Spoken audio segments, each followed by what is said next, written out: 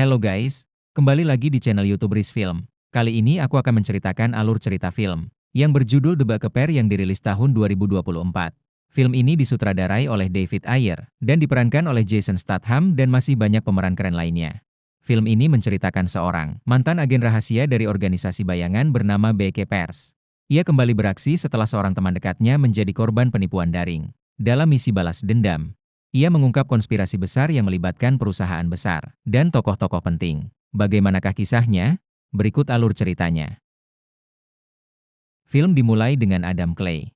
Hidup damai di sebuah rumah pertanian di Massachusetts. Dia terlihat seperti seorang pensiunan biasa. Clay menyewa sebagian rumah dari seorang wanita tua bernama Elise Parker, mantan guru yang baik hati.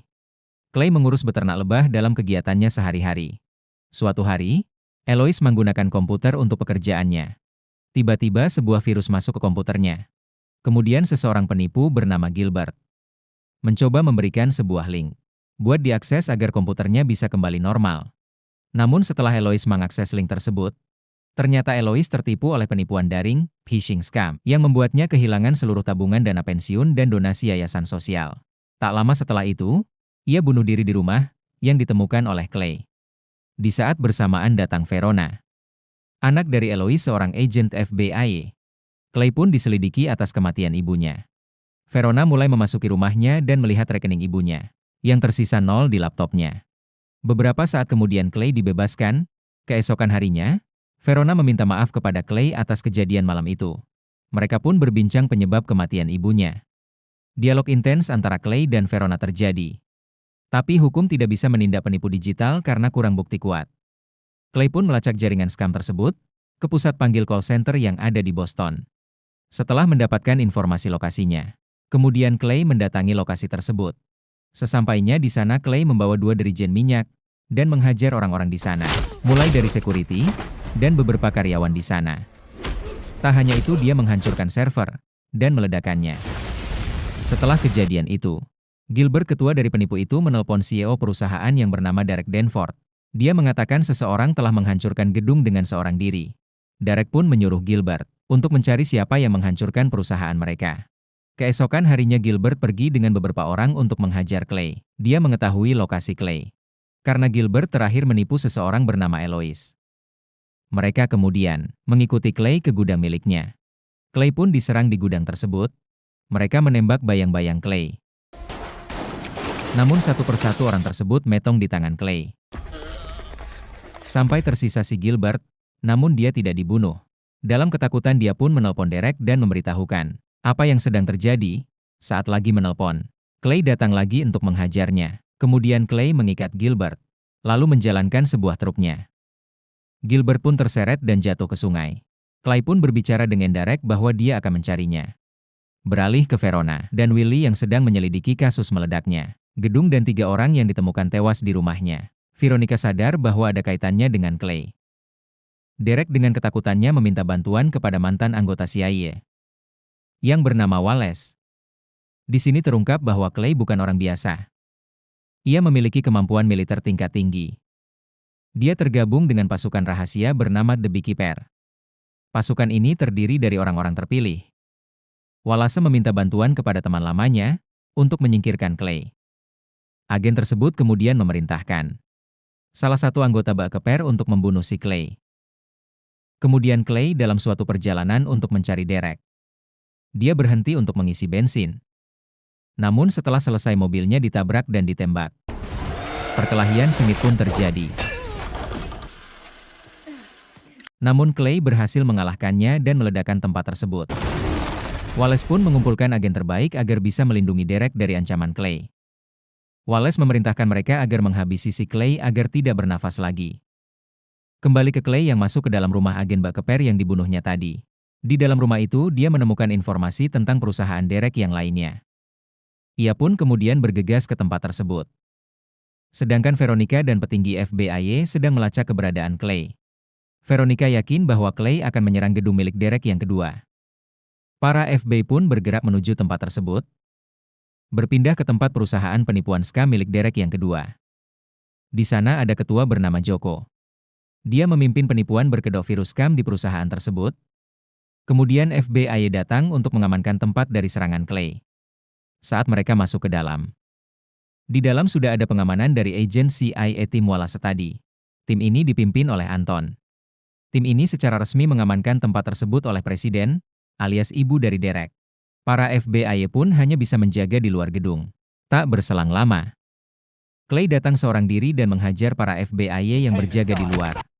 Dia pun menyusup masuk ke dalam gedung.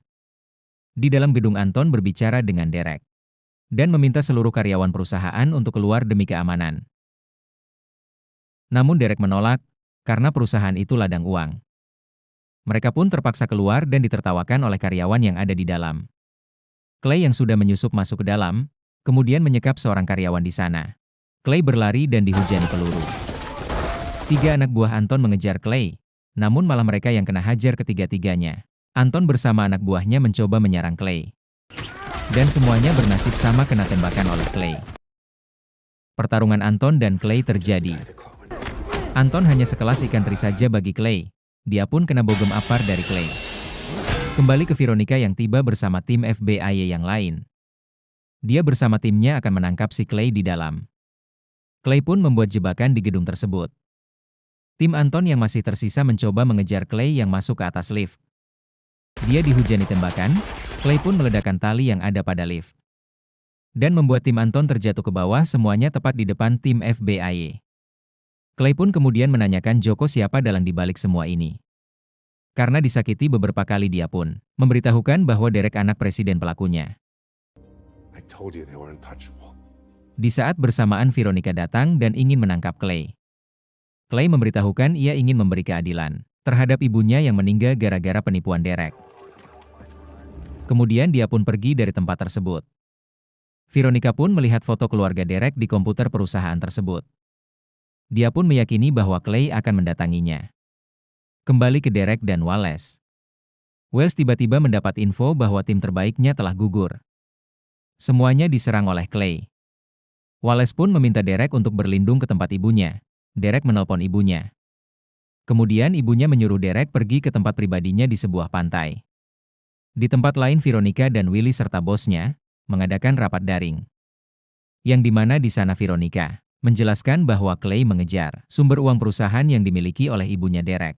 Mereka gunakan uang tersebut untuk menyuap semua instansi bahkan untuk kampanye ibunya Derek. Veronica pun menjelaskan bahwa target selanjutnya adalah si Derek. Bosnya pun menginstruksikan terserah Veronica saja apa yang dia mau lakukan. Tapi tetap dirahasiakan demi negara. Singkat cerita, di sebuah pantai yang dimiliki ibunya Derek. Di sana semua keamanan dijaga ketat oleh petugas pengamanan. Veronica dan Willy datang untuk ikut memastikan dan menangkap Clay di sana. Sedangkan Wells dan Derek sudah menyewa bodyguard tangguh bernama Lazarus. Dia adalah orang yang pernah mengalahkan anggota Bak Keper. Namun kakinya harus hilang karena susahnya mengalahkan anggota dari Bak Keper. Lazarus pun memanggil anak buahnya. Di sisi lain, Clay pun kemudian mencoba menyusup ke dalam rumahnya Derek. Dia berkamuflase setelah menjatuhkan salah satu keamanan di sana. Clay pun kemudian masuk, para keamanan yang lain tak menyadarinya. Di tengah pertemuan antara petinggi tersebut.